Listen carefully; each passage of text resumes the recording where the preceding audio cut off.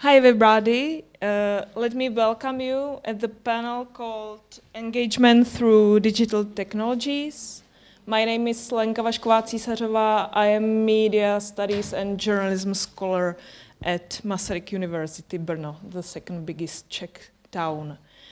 Let me briefly introduce our presenters today.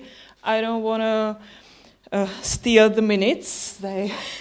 They are valuable for them. So just briefly, the first presenter is Ilona Biernacka-Ligieza from Poland. She is professor of Humanities and she works at the Faculty of Political Science, University of Marie Curie Sklodowska in Lublin, Poland. Her research interests include local media, mass communication, digital media, cross-cultural communications, and many more. The second presenter is Dmitry Chernobrov, and I would like to say about him that he is lecturer in journalism, politics, and public communication at the University of Sheffield, United Kingdom, and his research focuses on two main areas: public attitudes to international political events and digital transformations in humanitarian crisis communications. The third one is Banu Agdenizli. She is associate professor. She was associate professor in Turkey. I was. Yeah. And she also worked as an analyst and index methodologist with the Pew Research Center in Washington or Center for Public Diplomacy Fellow in the US. So, the floor is yours. Thank you. Thank you, Lenka. Good afternoon, everybody. I'm sorry for just my voice. I have a little bit of problem with my voice, so I hope I will manage. As Lenka told, I'm mainly dealing with the cases of local media and local communication, and today's presentation is based generally on the ongoing project which I'm dealing with. It's a comparative studies about communication online at the local level, and especially how digital media are transforming local public sphere. So is it really so important and so revolutionary in terms of new digital public space? So that's something which I'm trying to check to find out. And first of all, I would like to tell you that what I'm presenting today is just a kind of pilot studies, because I've been doing my research this year in US and in Italy, and next year I will carry on with the project, and for more 2 years. So that's a kind of introduction into the data. So as you can see, the research is based on different methodology types, starting from classical desk research through sociological methods, and the numbers are quite high because as there are 3 countries, so I was trying to do my best to grasp as many examples as it is possible. But if you would be interested more to get in details into my methodology, I will tell it something more later on, because I was prepared for 20 minutes, not for 10 minutes, so I have to really skip some information. I only would like to underline that this is based on case studies in particular regions in Poland, US and Italy. So this is not a kind of perspective for the whole US, but it's based on the North Carolina in US, Italy Marca region, and in Poland, Lower Silesia region. So those were regions chosen for the project. That's why the numbers are based on these particular regions. Right, and at the beginning, I thought about hypothesis, and the main one was the four you can see. Digital media, important source of information, but not so important place of participation for local community. True or no? the e-participation process is based not only at the technological capacity, but also on the traditional media consumption. So not only digital media, but also traditional media are still important in terms of building local agora. Digital media contribute to increase citizens' knowledge about municipal affairs, about their opportunities and rights, and about how they can make their opinions heard. That was a tricky one in terms of the different attitudes of municipalities in those quite different political systems. The last one, digital local public sphere, is mostly shaped by traditional media, and there is rather limited impact on public institutions into digital public sphere. I mean traditional media, but using nowadays also digital media, especially social media. So it is double, both traditional way of publications and digital way of publication. So just, I will skip the whole theoretical part about Habermas, Fuchs, and all this, I think, theories which you probably know very well. And I will go to some findings about what I discovered. So before I will go into data, one important information about those three countries and media consumption. What I was surprised with when I came to the US was that in North Carolina region, when I was traveling from north to south of North Carolina, I meet different people from different media, from different municipalities, and guess what? Quite a few of them were not so keen in new technologies, and they were not so satisfied with using digital media. They were really stuck to their traditional newspaper production. Why is that? US, they are quite specific in terms of media. A lot of newspapers were in the private hands for ages. And nowadays, they think that newspaper is still something which is the most important in terms of communication at the local level. I even met one guy who was totally against new media, and he mentioned that his newspaper, the electronic version, will be only PDF format published on the web page. That was his sentence. Of course, later it has changed a little bit, but still he mentioned that this is why, because it is his obligation to give the community the best quality journalism, and the best quality journalism is only on the traditional media, especially newspaper. So that was his Jesus Christ, Lenka, no. Right, so that's something about US. And about Italy, the next important issue in terms of using digital media is that Italians are very similar to Poles. I don't know why. I may have some superstitions, but maybe I will not tell it now. I will tell you as I finish my research. But we and Italians were both based on new digital inventions. So we are presenting local news on local portals. We are publishing all news only digital. We do not publish so many information in printed business. Why? First of all, in Poland, because it's quite expensive to run a newspaper, and there are not so many revenues coming from advertising market. In Italy, they were originally based on television and radio. They are quite lazy in terms of reading.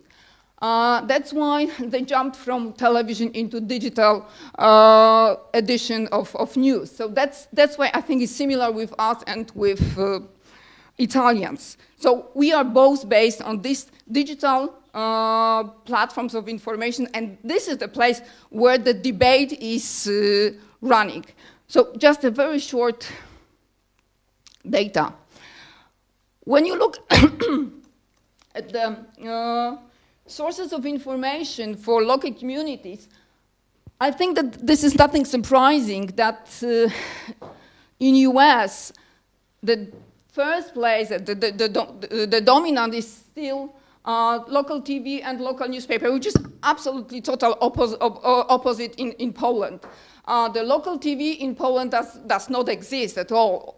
And in Italy, also it's rather not so popular. And in terms of this local digital only out, this is something what I mentioned at the beginning, that we are and Italy, we are the nation which is based on digital local news service.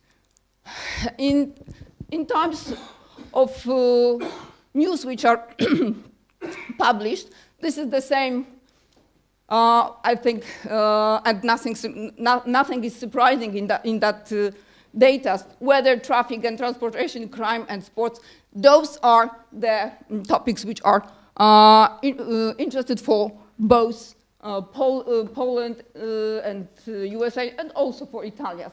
When we look at the government and political issues, they are not so important for local communities, which is, I think, nothing surprising. Right. And about election time and where do people look for local informations, this is something which is quite interesting, especially in terms of social media. As I've been doing research in Poland for many years about the local elections, and 10 years ago, social media was almost not present at the local elections. This year, we had the local elections in Poland. It was totally the other way around. They were dominating the communication during the election time.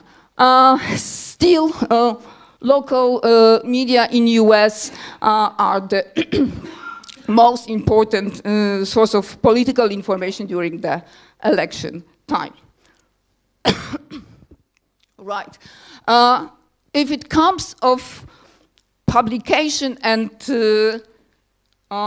commentary section in those three countries, there is also quite similar. Reported stories are dominating it, highly dominating in terms of publication. Commentary, rather very, very low percentage, 7, 15, or 13. Next, the participation of community in terms of creating the content. So stories written by citizens, nothing, almost nothing, just below 10 in all three countries. Stories written with citizens as a source, a bit better, but still not too high. The highest is in Italian case. And stories with information on how people can get involved, it's also not so high, but quite quite good in terms of the, if we compare it with the first aspect. Right. And this is something which for me was quite challenging and interested. I asked people how they are keen on commenting, engaging into different aspects of community life.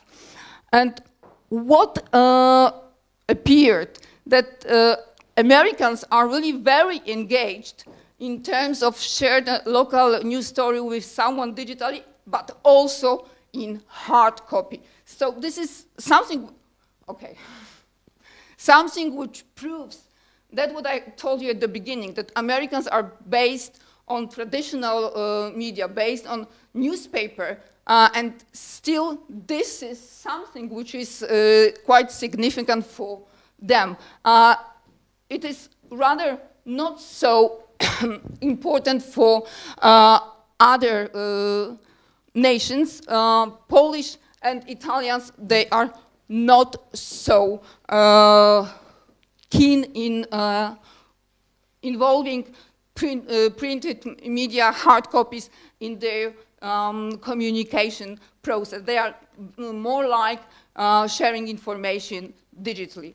And what is also quite, I would say, important and sad, is that this is those two factors at the bottom. Submitted a letter to the editor, submitted own local news content to a news outlet or website. As it is so easy and quick to publish online, we may suppose that people will be more engaged in publishing news through digital media. No, it is still rather passive in terms of local communication than active. Right, Lenka will kill me, so I will just try to go to some conclusions. I skipped most of the data, but I will tell you what appeared in the end.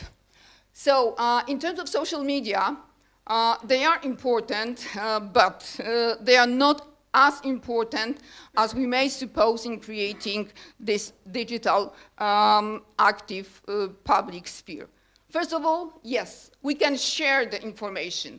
We can give likes. This is very high range of likes, but if it comes to commentary, not so high.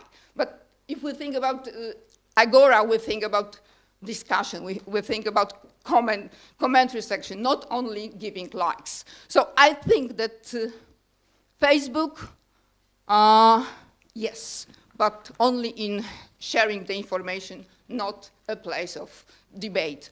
Twitter is better. You can see, even at the local level, the higher percentage of people commenting. As I asked them, why Twitter? They simply answered that Twitter is more politically and is better to structure Twitter tweets than Facebook. Facebook is more like presenting themselves, sharing information, no commenting. And what is more, Instagram. We did some research with my American colleagues about Instagram, and Instagram appears to be one of the most important social media for younger generation.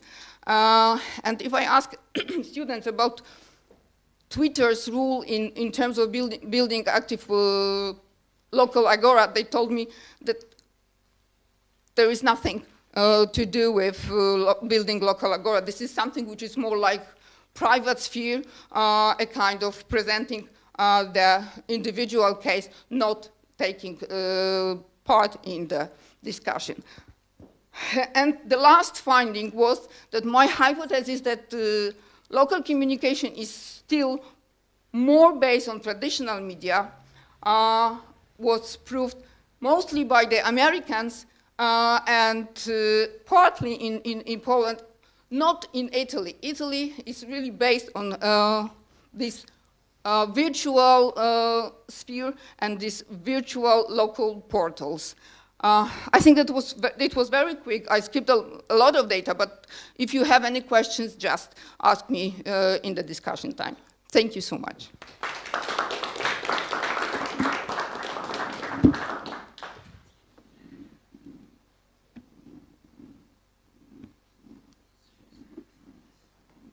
I don't know who's next.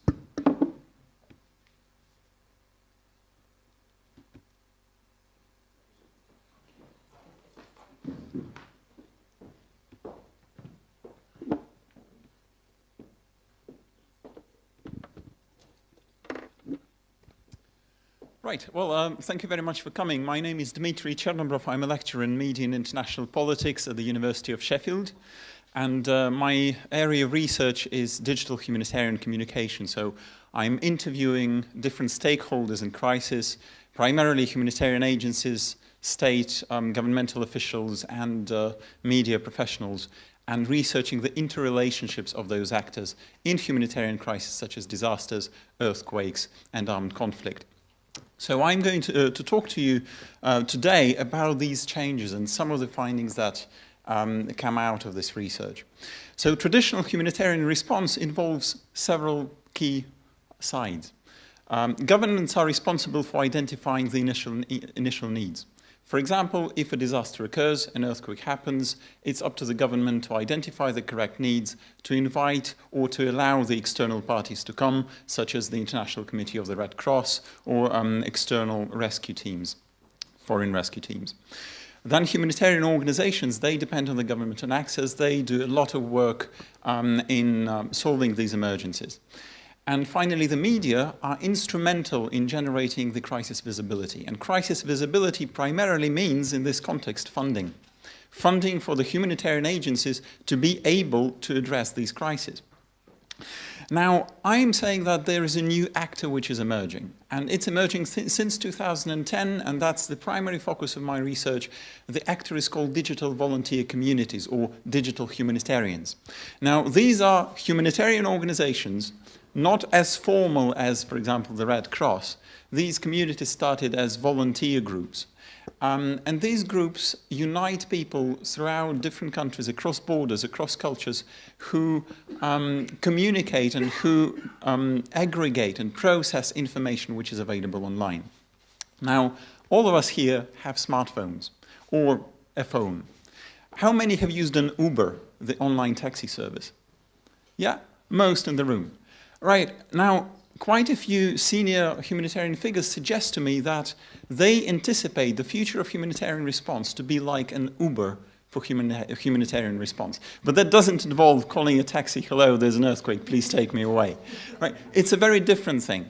The Uber philosophy is that we have a need which is matched to the provider of those services in real time. And that's the idea which is behind new humanitarian communication, that populations themselves are able to identify their needs, not just the government, not the physical representatives of humanitarian NGOs, for example, or from the UN. The UN, for instance, does what they call a 2-week rapid survey. They send in a team to a disaster zone to assess the situation, to travel to different villages, to drive around, to interview people. That takes up to 2 weeks to identify the needs. Now, with smartphone use, with digital technologies, there are parallel voices happening at the same time, which traditional humanitarian agencies yet do not fully incorporate into their response.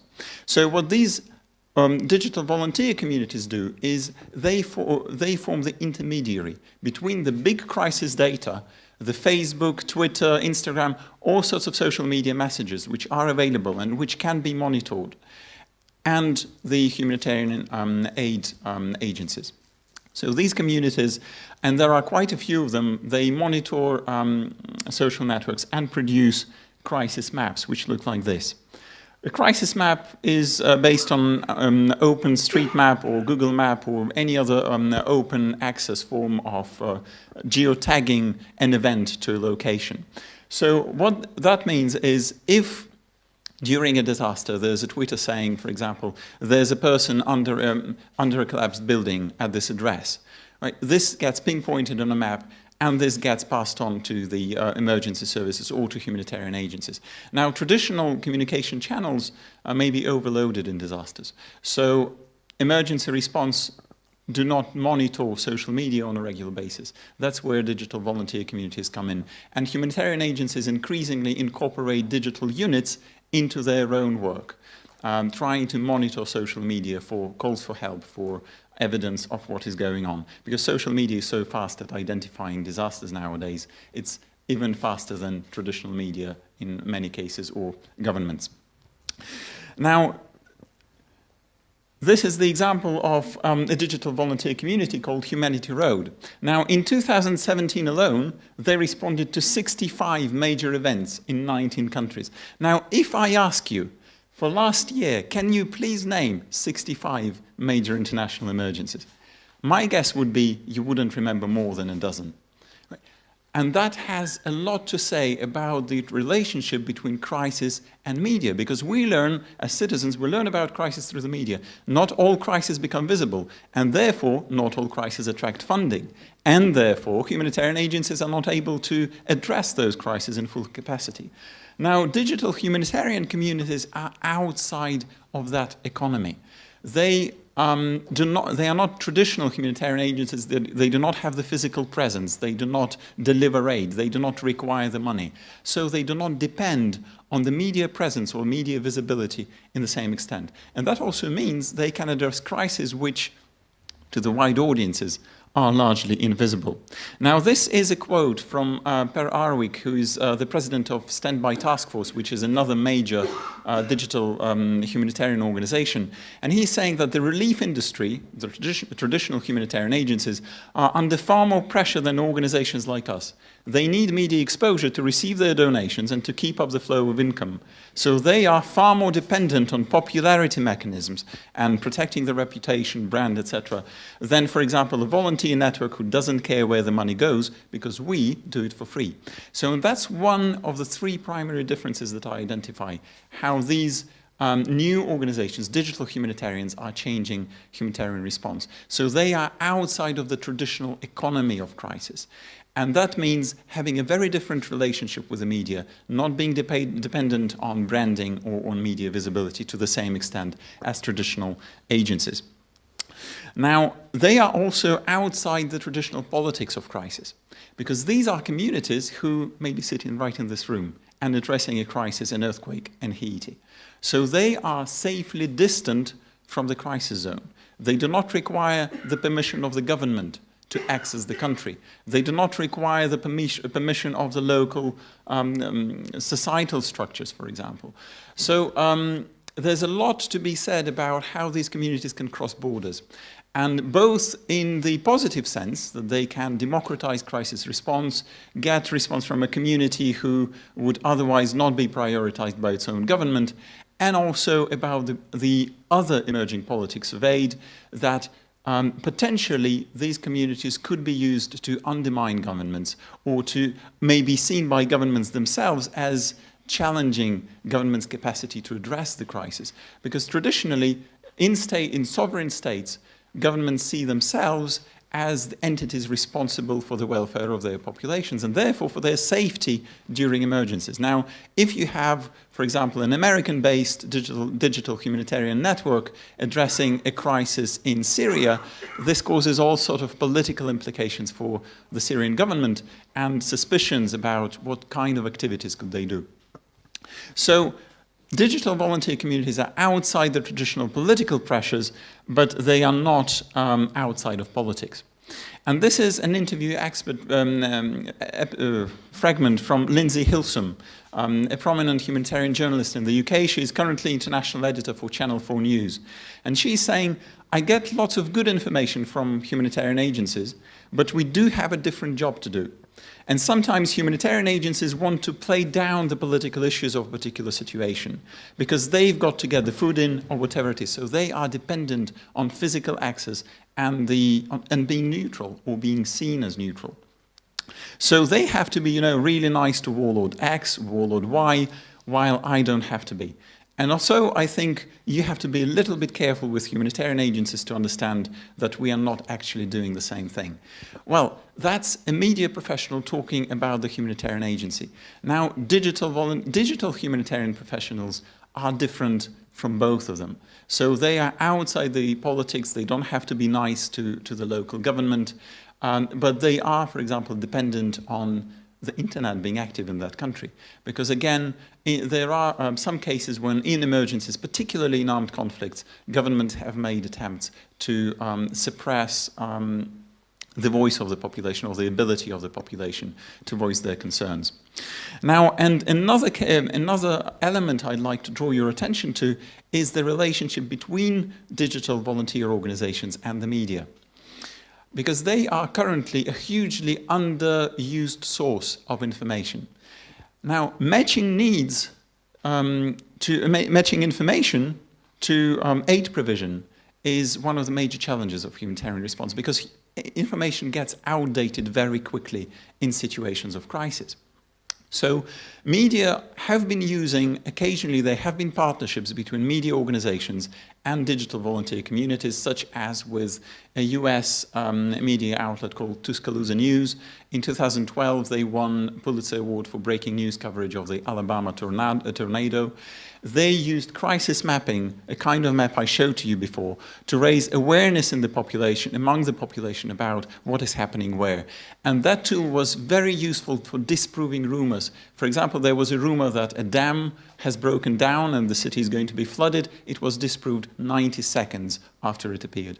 So digital volunteer communities are very good at providing verification for some of the rumors which can be circulated. So, on the other hand, there was Internews in partnership with Standby Task Force. They used digital volunteer data in the coverage of the 2015 European refugee crisis. However, these partnerships are rare. And speaking to digital volunteer communities about why media do not cooperate with them to the full extent of their possibilities, they say, again, that they see their purposes as slightly different. Media are very often looking in humanitarian emergencies for a personal story. They can get the data, but they're looking for a personal face. And that personal face can raise emotions, can provide funding for humanitarian agencies, and can increase political attention and political pressures. Now, with digital volunteer communities, it's the other way around. They are taking up personal, individual tweets, individual Facebook posts, with names, with messages. They are anonymizing them and putting them into aggregated data. They're putting it on a crisis map. So their journey is the other way around, from personal, from individual to aggregate data. And there lies a mismatch which is a little bit difficult to overcome for now, but this is where one of the most challenging and rewarding aspects of humanitarian reporting can be, because digital volunteer organizations, digital humanitarians, and as they stop being volunteer and are becoming increasingly integrated into organizations such as the Red Cross, they can be a source of information which is probably closest to live, closest to real time in understanding what's happening in the crisis, while they're also safely distant from the field and do not have the same access or political pressures. Thank you very much. I just want to say quickly, the full article is open access. It's available in digital journalism, and the questions are, I guess, till the end. Thank you very much. Didn't I? I know. That's fine. So today what I'm going to be doing and what I will be talking about is how journalists in Turkey are using Twitter. This is a study that I had actually done for the first time in 2012, and I will briefly walk you through the findings of the numbers for 2012. But then I have recently repeated the study in September 2018, so we would like to see 6 years later, where are the journalists in Turkey now? Obviously, a lot has happened since. So before we go into some of the specific results, what I would like to do is I would like to talk to you about a little bit the mediascape, the media landscape that we have going on in Turkey. So one of the most important trends that we see, and this is not a specific or unique case to Turkey, is the monopolization, the corporatization of media, and this has been going on since 2002, and this was certainly the case in 2012.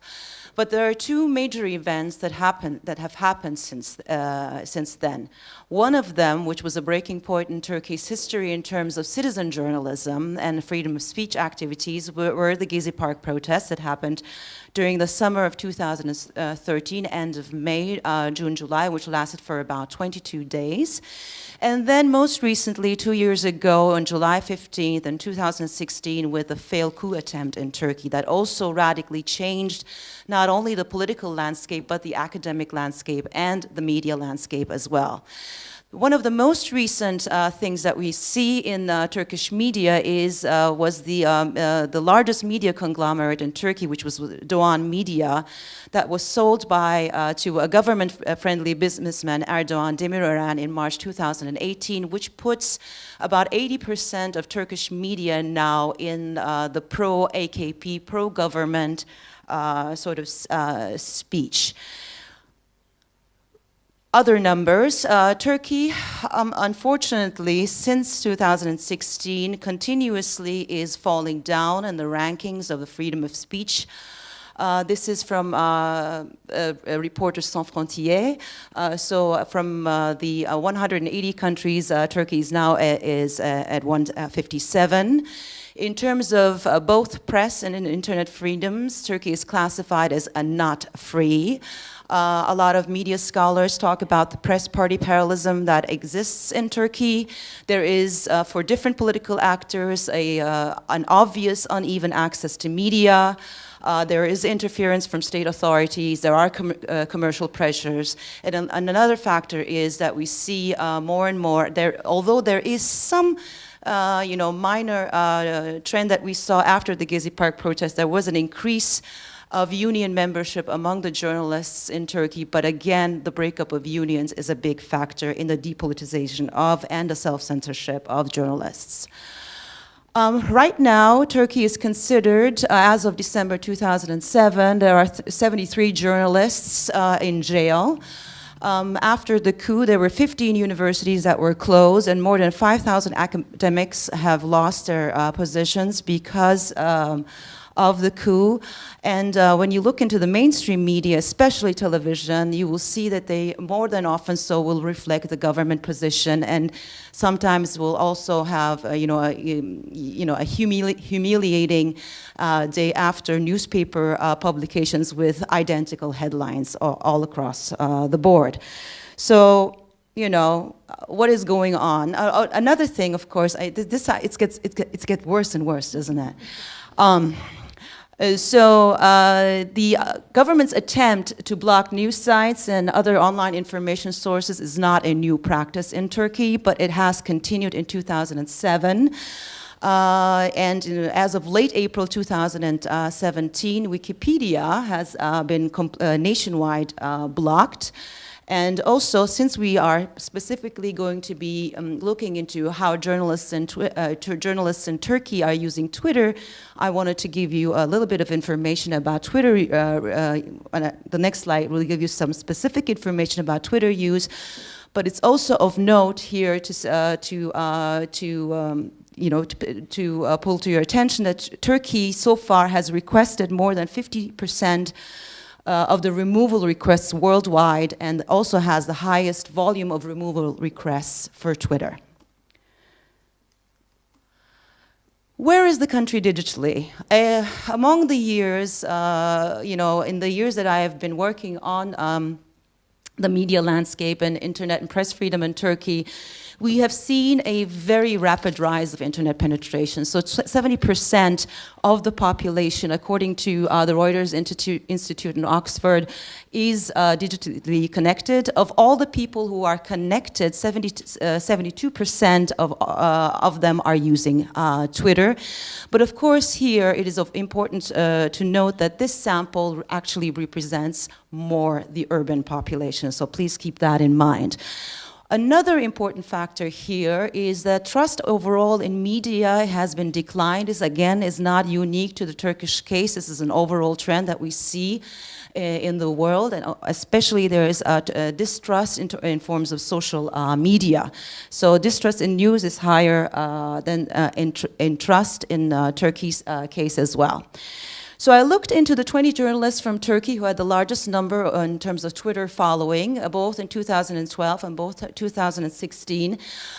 Some of them has been automatically coded. For this particular study, I used, export suite as a resource, and then I also employed some of my background from Pew that I had gained as a methodologist from as I was working for the Pew Research Center in Washington, D.C. So I borrowed a lot from that code book. In looking back to 2012, what we see, there's a varied use. Well, first of all, the top 20 in 2012 and the top 20 in 2016 are not the same people. We do have some repeats. Why are they not the same people? Well, there was, natural selection in terms of death, not to sound too morbid here, but number 2 who was followed, he died, unfortunately. Another person who was in the top 5 was arrested, and now her Twitter account is completely suspended, and all of the content has been removed. But there are some other major players that have emerged on the scene. We saw in 2012 that there was some minor overlap with the mainstream content, that the journalists on Twitter were actually talking about some other things besides what was going on in the national news media, and they were actually also talking about their personal lives and personal anecdotes as well. And when they were replying, they would be actually replying more than, they would not necessarily engage with their fellow journalists, but they would actually be engaging more and more with the public and reader, offering information about their daily practices, which, offers some kind of transparency and credibility to their work. Now let's look at the contrast. You can see that in 2018 there is a sort of an increase in the number of retweets. There is a decline in the number of original posts. I'm going to present you the data, and then we can, talk about what these numbers may signal or signify. Retweeting is a common activity on Twitter because it makes information visible, it allows for other voices to be introduced online. Sometimes people think of it as a form of endorsement. It may not be that case. But here we have a dramatic change, because when you see in 2012, while there was really very low, only 8% of other news organizations retweeting, now we have almost 77% of the content is being retweeted, and it comes from outside of their own news outlets. And I will also talk about why there are a couple of factors that are driving this, because not all journalists are active in the same amount of manner. In the 2 weeks of September of 2018 that I looked into and analyzed about 1,633 tweets, half of them actually came from 2 male journalists. One of them is a journalist who's ranked at number 3 and who is in exile in Germany, who had to quit his job and had to flee the country, and he is using that platform to actually not only, as a journalistic platform, but also a platform for his cause. And the other one is actually a male journalist who was not in the picture in 2012. He was a very young reporter. He was actually engaging in investigative reporting and had a lot of work done on Gezi Park protests and on the Kurdish issue, but now has become an established newspaper columnist, and ranked at 13. He's actually the second producer of the content online. So they were talking, they're still, talking to, that's a typo there, but they're still kind of talking to they're talking amongst themselves, they're talking to the public as well. Linking, that's another activity. So here, the idea would be that journalists, if they're using this for, self-promotion or promotion of their own organization, they would usually link back to content that belongs to their organization or to other journalists or their own sort of print article online. We saw in 2012 there was much more own website association, whereas in 2018 we see other news sites emerge as well. Hashtag use is still very, very low. among journalists in Turkey. It was only 4% in 2012. Now it's about 15.6. It's an increase, yes, but it's still very low. I do a lot of research on how politicians use this tool in terms of digital diplomacy, and there is an amazing amount of contrast. You see up to 85 to 90% of hashtag use, so this is kind of interesting. Last but not least, as a feminist, I'm also interested in gender differences. Same thing, 6 out of the 20 were female top, same 2012 and 2018. Unfortunately, when in 2012, the landscape was 50-50. The female reporters were as active as the male reporters online in terms of Twitter. And they were younger and upcoming journalists trying to establish them in their field. So they were retweeting, they were using hashtags. 2016, we still have the number, but unfortunately, 91.2 tweets belong to the males. The females are silent. They're not talking anymore. The only 2 people who are active in terms of the female scholars are journalists. Is one journalist who's turned into scholarly activities and now is located in the United Kingdom, and the other one is again a journalist who had to, under pressure, leave her job and now works for Deutsche Welle in Germany. Topics, they talk about media, they talk about themselves. Later on in the question-answer session, I'll be more than happy to give you more results. So are journalists in Turkey using or making use of this technology, or Twitter specifically, as a reporting tool? Not really. What does that mean? Well, in 2012, when I was doing this study for the first time, there was just a sort of a hopeful a projection towards the future that we would see maybe throwing back to the concept of Agora, maybe another sort of public sphere emerge online. No, it's become worse and worse, and chronic self-regulation is rampant within journalists and Twitter.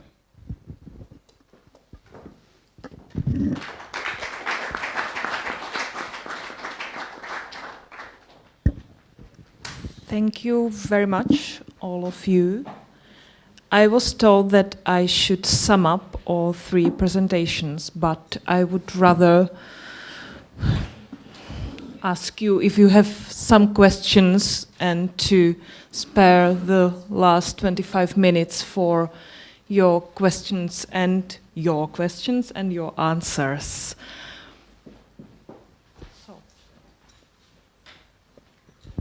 Thank you. Dimitri, I had a question for you. So there's something I didn't really completely understand. These organizations, are they only doing information coordination, or are they also raising funds? First question. Second question, are they moving into raising funds? Because as you said, a big piece of the role of media is crisis visibility. Are they involved in raising crisis visibility?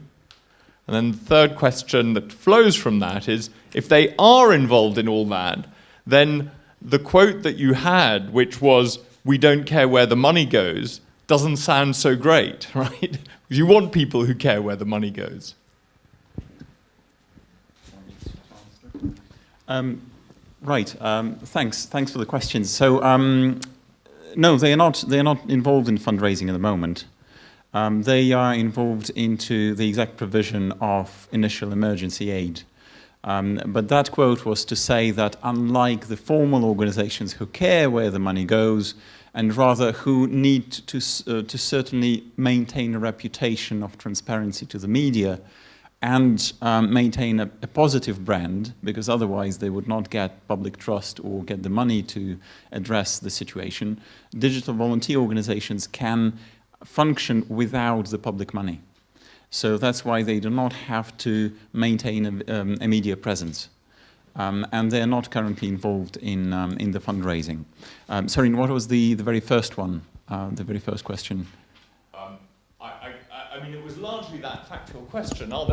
So are they only involved in information aggregation? Is that their only role here? And are they happy to sort of stick to just that role? Yeah, at the moment they are involved in information aggregation. They are coordinated by the UN Office for the Coordination of Humanitarian Affairs, UN OCHA.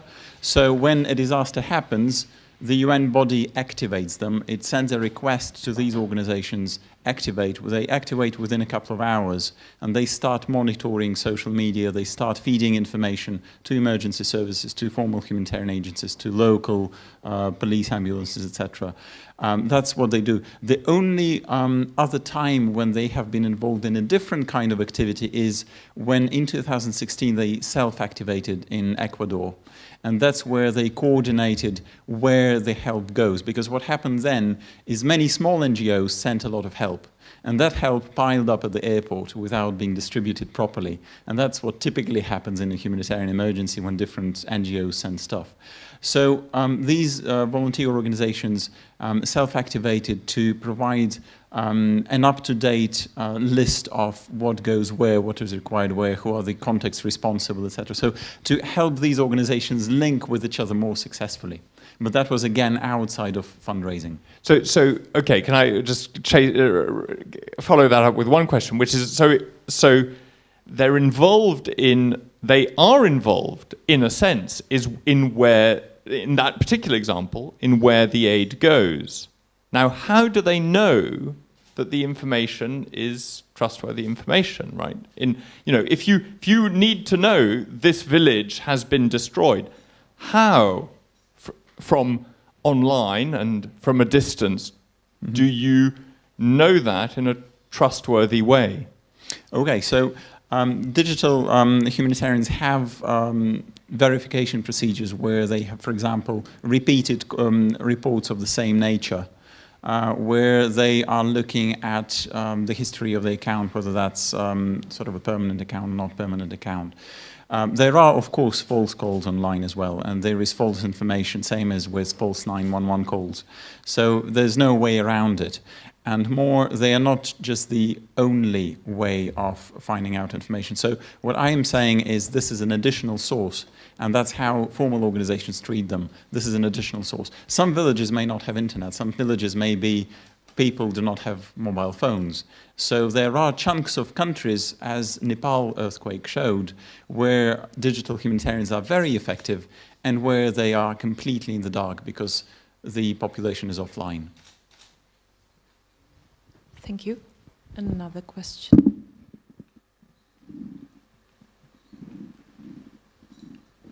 As weird as it is for the person handing out the microphone to have a question, actually related to the first presentation, I was a little curious because I noticed in the chart how in the US people tended to be more likely to share like hard copy traditional media sources with their friends, whereas that was not quite as common in the other two regions or cases you were using.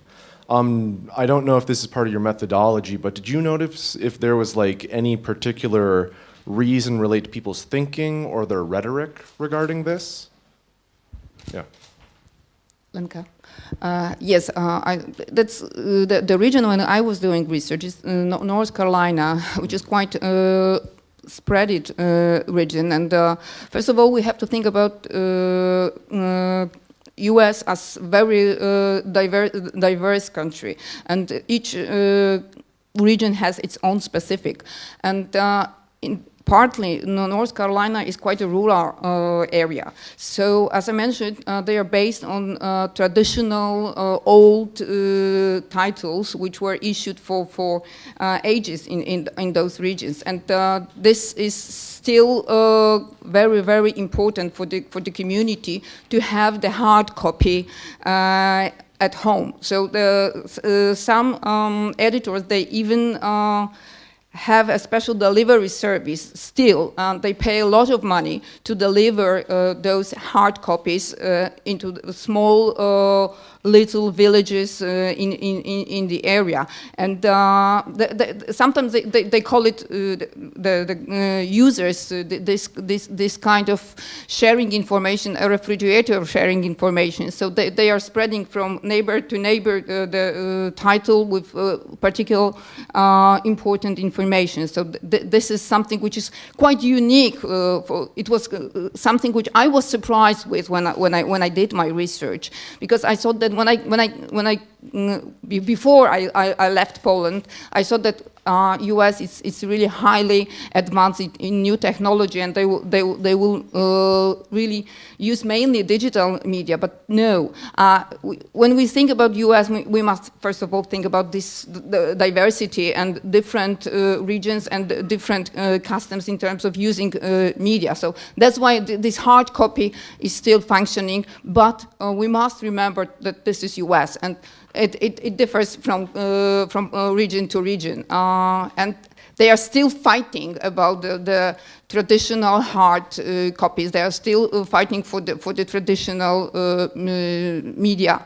And what is also interesting, some new titles even do not have this interactive web page, as I mentioned. They are trying to adjust. And some, they are very, very advanced in using new technologies and using all facilities for functioning in the media market. And they are really, really very effective. I can give you an example. In the same region, just, I would say, 60 kilometers away from each other, there are two counties. One where the title called Pilot is issued, and another the News Reporter. And the News Reporter is almost 100 years traditional in editing newspaper, and they just issued an online version when I was in US in May. That was the first time they issued an online web page for the title, and the Pilot, which is next door to the News Reporter, they've been issuing for a few years, and they are one of the leaders in terms of local newspaper in the whole U.S. So you can see just 60, 70 kilometers away, and two different ways of spreading the news and treating the traditional media. Okay, thank you. Can I add something? It's interesting that they still value the traditional media, but they don't write letters to editor, because it's the traditional way to participate on local communication. So they share their local copy, but they don't write the letters at all. You know how do they communicate with the editor? They just come to the editor and they scream at him. Yeah. Yeah. So. So I have one supplementary factual question to Mr. Chernobrov. If there are established platforms for the volunteering digital networks, and one to Mrs. Agdenitsli, if the Twitter is also used by police or secret police to monitor and harass people. Right, thanks a lot for your question. So, yes, initially it started with a platform called Ushahidi, and that was developed in 2008-2009 to monitor Kenya election, and then was readjusted for humanitarian purposes. And then, since then, there have been some software developments. There are several key organizations which have their own websites, have their own codes of conduct, and there is an umbrella, the Digital Humanitarian Network, which has about 20 of those organizations, and it helps distribute requests for activation between them. And so, in short, yes, there are established platforms.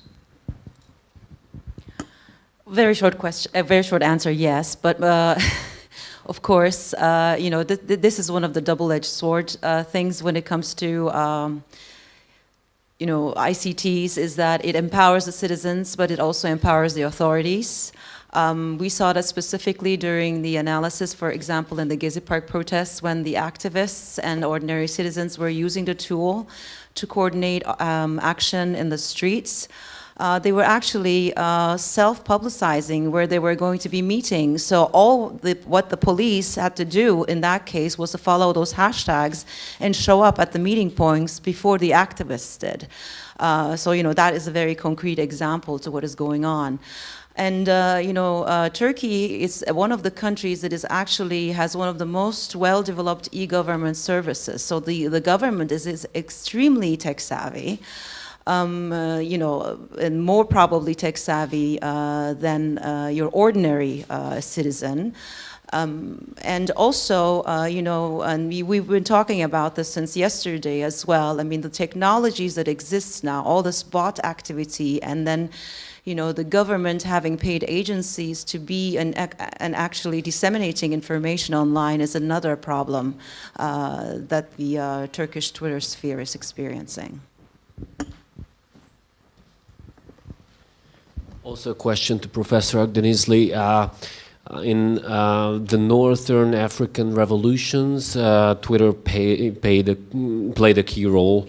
Also in my country, Hungary, journalists would tend to turn to Tumblr as their key, relatively internal platform for usage. And I wonder if any of your findings or your studies would relate to cross-platform comparisons or cross-country examinations. Do you have any comparison between the Turkish and other experiences? Just one last remark, that politically we find ourselves very oftentimes in the situation that we are just following Turkey from Hungary with a few years delay, and that's alarming. So that's why I'm asking. Thank you very much. Thank you. Thank you for your question. To specifically give you an example, I mean, there are studies done about, for example, in the case of the United States or in the case of France and how journalists use Twitter. And one of the factors that I was pointed out in my slides was the factor of the unions. For example, the journalists in the United States, because it depends on the type of industry that also exists, the type of media industry. I mean, this is at the end of the day a money-making business. The journalists need to eat, and the industry needs to survive. For example, in the United States, where the unionization among the journalists tends to be really, really low and discouraged, you see American journalists being more individual in terms of tweeting and putting their information online.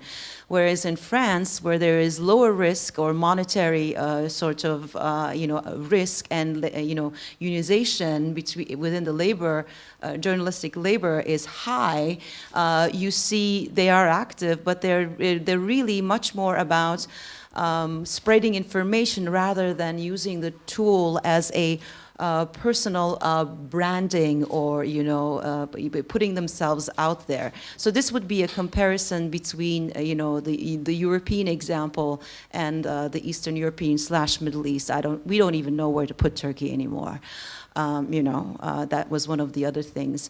I come from. I've been based in a region for 3 years now. I'm a professor at Northwestern University, an American institution, which has a specific media school, a campus in Doha, Qatar, where we look into, for example, it was again mentioned in one of the morning sessions. You see a lot of, for example, Al Jazeera is a big player. Journalists are more and more putting themselves on the platforms. There's a huge vibrant, in terms of specifically the Gulf region, a very vibrant use of the tool, but it also seems that issues of self-censorship are very, very common in the Middle Eastern region as well. So those seem to go in parallel. Another question?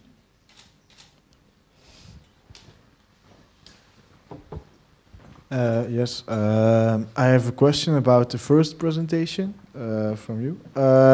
You chose 3 regions, and is there a reason why you chose those 3 regions? Do they have something in common, or have you planned to do some more research to compare other regions in the same country, for example? There were a key in my decision. First of all, because the U.S. Is the country which is practically based on local media, because if you think about USA, you can't.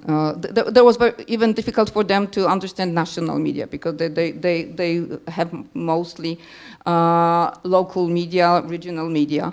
So that was the first point which I chose.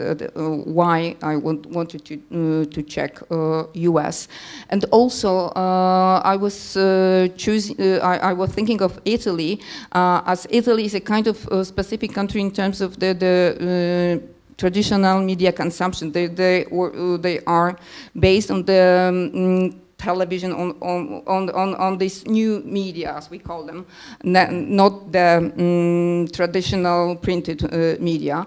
And that's why I wanted to check how those countries with different tradition of media usage and different priorities in terms of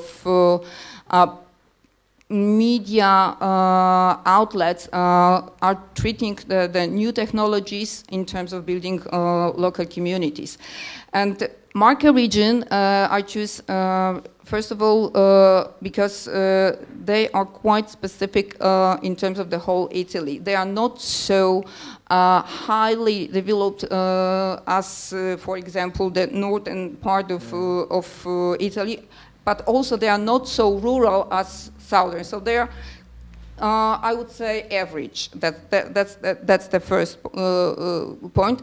And North Carolina, also the same the same aspect I took into consideration, because it doesn't make any sense to analyze New York or Washington in terms of local media, as it is so cosmopolitan. It will be better to analyze the ethnic media, not local media, because I'm doing my research based on local communities which are stick to the region they are living, and this is my case.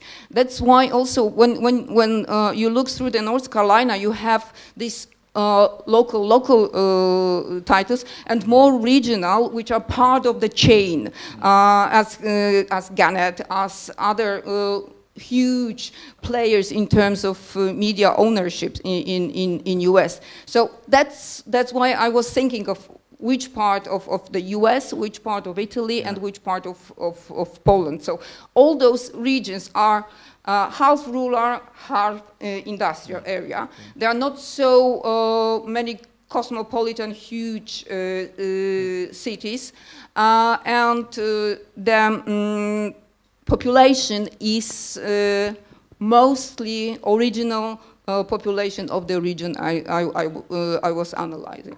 Okay, thank you. You're welcome. I would say the last one. The last question. I would say. I don't. Nobody. It's up to me. So. I would say, I would ask two questions. First for you. What do you think is the reason for losing women journalists' voices on Twitter from 2012 to 2018? Well,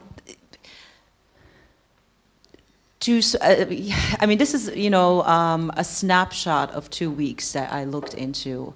But I do have sort of the whole background of the last 3,000 tweets for all of the accounts. One of the reasons is that in the top 20 journalists that are followed in Turkey, in terms of that sample, and among the 6, the 2 top women are women who, one of them is actually an actress who she's a journalist who has become a sitcom writer and then has also, and writes an opinion column. So she prefers actually to use Instagram instead of Twitter. So she switched platforms. So is the other person, who also mainly has huge following because of the type of content that she creates, because she basically conducts interviews with high-profile people, and she also has switched to Instagram in terms of her own, disseminating information. So switching platforms is one of it. And, we do, in the sample, of course, the women are not as much as represented.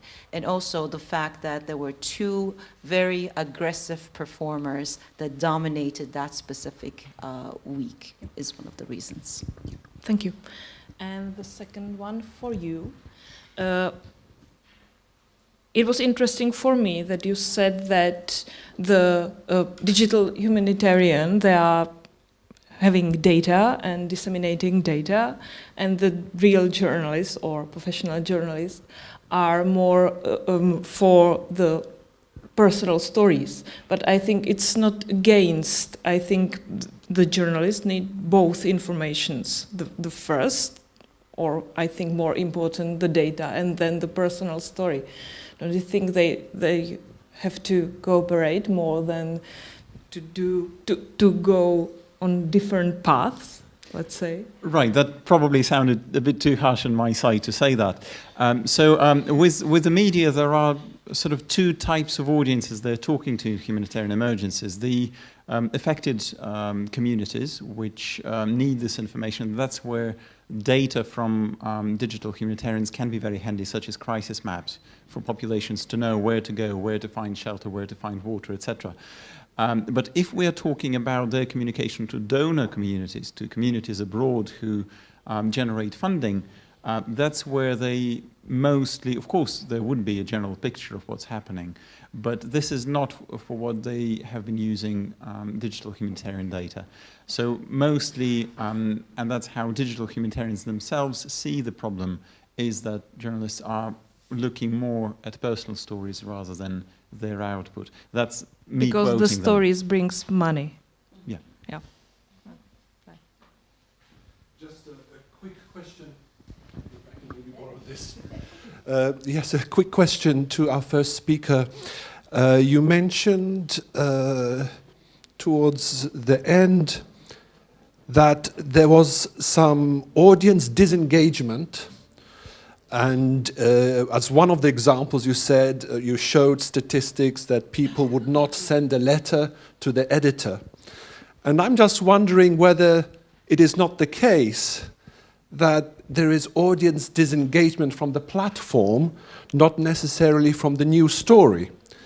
Because I think this is true of rural communities as it would be of urban communities, that you may read the news on a certain platform, whatever it is, it could be digital or it could be a hard copy, then you see something which is interesting and you react to that on another platform. So you'll react to that by tweeting or by writing a Facebook post.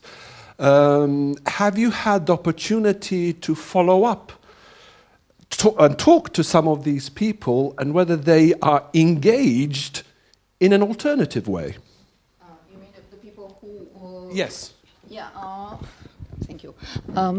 Yes, I talked to a few of them about the other way of reaction, and yes, absolutely, you are right. So letter to editor is a kind of out of date. They are mostly reacting through Facebook, posting some information, or as I mentioned to Lenka, going directly to the editor, because one of the editor I mentioned before, this David Voronov from the pilot, he is running a kind of specific style of being in touch with their citizens.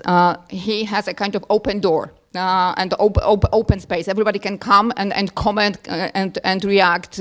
So they were reacting either through social media or just coming directly to the editor and asking about the problem. So that is something which is, I think, quite significant for small rural communities. It will probably not happens so often in Durham or other bigger city in North Carolina, but in Southern Pines it is possible. This is the way how this guy runs the pilot. And what is interesting, he's winning the first award as the best title and the best editor for, I would say, 4 or 5 years in a row, because the North Carolina Association Press, they organize each year a kind of contest for newspapers. Who is the best editor? Who runs the best newspaper? Who is the best in economical side, and so on? I was lucky because I was at that time when this contest was finished, and I participated in the meeting. And Voronov is really quite of innovative machine in this local newspaper business, and I think this open space is something which is important. Open space online and open space in real life. Thank you. Great last words. Thank you very much for your presentations and for your answers. Thank you for your questions.